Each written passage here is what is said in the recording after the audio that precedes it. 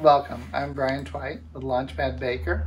We're here with two of the most innovative and creative entrepreneurs in Baker City and Baker County. And I'll let you guys introduce yourselves and talk about your place. I'm Corrine Vegter. I'm Brian Vegter, and we've been here in Baker for almost 15 years now. So it's art, music, and recreation, and things that we've always found to be something that adds to, enjoyment and the quality of life. So what made you make that choice? Say, hey, we see this building, let's do this. Well, when we decided to move to Baker, we knew we wanted to live in anything but a house. We wanted to do something creative. I mean, I don't think we had it completely planned out, but we wanted to do something with, certainly with art, maybe art studios or something like that. And we actually thought that this building was on the market when we were looking, but it just so happened that it was just purchased by somebody else. But it did kind of get the wheels going because the couple that bought the building kind of talked to us and got together with us. And we told them, some ideas that we had, but it got us thinking like, wow, yes, we would like to do something here. But really, we ended up just buying like a formal house initially. Our initial idea for the space changed once we were in here. We knew that based on its square footage that there was enough room to do a wide variety of things. So the original ideas for the basement were like, oh, this could be studio, that could be studio. And then it's like, oh, based on where it is in comparison to the Airbnb, it's like, that should just be storage, because we need to think about how every aspect of the building might have an impact on another aspect of the building. And the way in which we use the lodging parts of the space sort of allow us to do more of the arts related stuff. Like Tom Novak and I had run Short-Term Gallery for 10 years on Main Street here, and it was in some respects a crazy concept. Like, we didn't make any money, and yet we always had our bills paid and expenses covered based on the way we set it up. And at the same time, we didn't charge an artist commission. And so, like, how do we have this business model where we're funding the things that we want to do with other things that are also, we think, key and important to the county, like being that tourism is the third largest economic driver in a rural county like this. It's like, oh, that's how we can help fund the art stuff that we want to do, is by bringing money from outside the region to fund things that we think are important here. One of the amazing things about this space that you guys have done is the number of things that are under this roof right now. So tell me what I'm missing. You have an artist studio, and who's in that? I'll let you. We have quite a few different artist spaces. So there's a group studio space where we have 4 different artists, including myself and Jennifer Godwin, I can't think, Earl Murphy and Amy Van Gasback. Abby Dennis has a studio for her freelance writing and costume designing. Yoel Mackey has a space where he does painting and woodworking. We have a space that's being built out as a wood shop that'll be available to the public. Corrine has her studio. What is she doing there?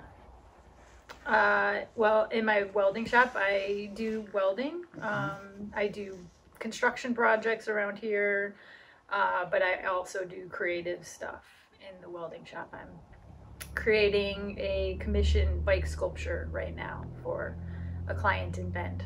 Awesome. First of all, you live in a school, which is probably something you never envisioned. We're going to live in a school. You started this, and you got to have some things you've gone through in your journey. So what kind of advice would you give to somebody else who's kind of looking at starting this business? So kind of like the 3 top things that you think of, this is what would be cool for somebody to know walking into this. I think if what you're looking at is repurposing an old building, the one thing that we would have done differently is figure out how to heat the space before we put water into it. So the first year, we spent tens of thousands of dollars more on plumbing than we budgeted for, and come October, there was still no way to heat the building. And so at a certain point, we were like, well, we're going to have to drain it and live in a trailer for the wintertime, because we've spent all this money making plumbing work in a building that hadn't been used for 15 years. Luckily, sort of at the final hour, we were able to figure out solutions by working with Jeff Grendy to actually heat the spaces where, that were most at risk. And so it worked out, on a day that was -4 degrees outside, we got heat turned on. And so it was like, there's certain things like going into it, it's like, oh yeah, it's going to be really cool living in an old school. You don't think about the, realities of like, what does it take to operate a facility of this size that hasn't been, utilized. And so the big key is finding a team of people like Jeff, like Brandon Briles, our electrician, that understand what it is that you're trying to do and can help you make it happen. So it's really important to surround yourself with a team of people that believe what you believe and can help you get there. Definitely do your homework based on the space or the business that you're trying to start, and like, what are some of the things that might be roadblocks or might be issues to consider before saying, oh yeah, we're going to do this. I mean, we were all in. Like, we didn't have a place to live because we had sold our house to make this happen. And then it was like, okay, now that we're doing this, this, and this, what are we going to do to make sure that it can continue? And so we've also surrounded ourselves with other people who see the positive impact that it can have on the economy, both just as a sort of warm, fuzzy feeling, but also as an economic driver. And so that's one very good key piece of advice we can share. I always like when my wife and I have had business together, the meshing of passions and dreams are always fun. So what was your in the morning coffee moment when you're sitting together and you kind of said, this is awesome, or this is the cool thing about what we've created? Follow your passions and your dreams. That's something that I've always done. I've always actually taken some pretty big risks. And this is certainly a big risk. And an uncle a long time ago told me, what's the worst thing that could happen? And that kind of stuck in my head. I thought, you know what? We've got a trailer. So if all else fails, I'm equally totally fine with living in a trailer. I'm okay either way. So let's give this a try. So, I mean, I think as artists, we are creative thinkers. Maybe we're not always thinking about the business ends of things. That's why when we got into it, we're like, wow, all the plumbing on this side of the building is completely broken.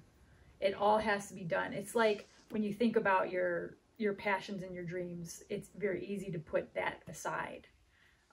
And we have had friends come and say, oh my God, now they're just telling us this now. Our blood pressure rose drastically when we came into this building. This is 2 years ago, when this room where we're sitting right now had just kind of junk in it about this high and no way to vacuum any space. Like, we had to move into a space that had 12 years of dirt.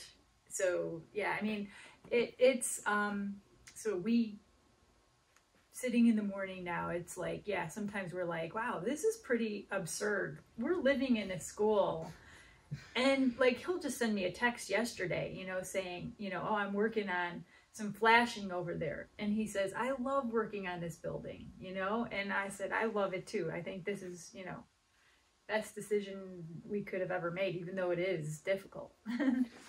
That's probably the awesome thing, is you got into a scary, daunting, overwhelming task. Yeah. But you made the conscious decision that we're going to make it work, whether we're living in the trailer or we're able to live inside. And then you made those decisions. All of a sudden, that epiphany kind of turned around to where instead of being daunting, it was now a passion. You know, it's like the simple things like, I love working on the flashing. I'm making something that we envisioned better. I want to thank you guys so much for your time and so much for what you've done for the community. And, you know, Brian, Corrine, you guys are amazing assets to the entire region. Thank you. Pleasure talking to you guys today. Thank you. Thank you.